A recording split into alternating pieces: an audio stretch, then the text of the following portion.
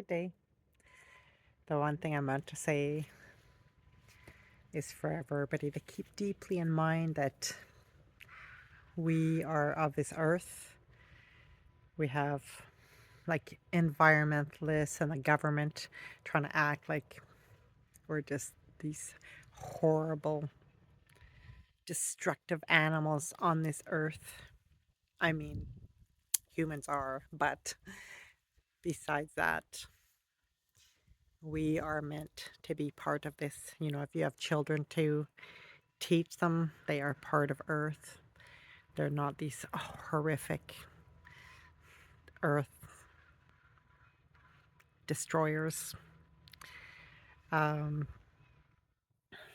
yeah, the more people get away from thinking that we are part of earth and we're just not like a destroying factor, um, the more people become disconnected.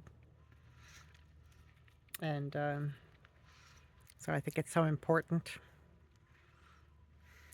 Teach your kids, go out in nature a lot, and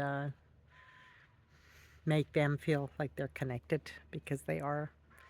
We're all connected, and we're definitely connected to everything on this earth. All right. Love you.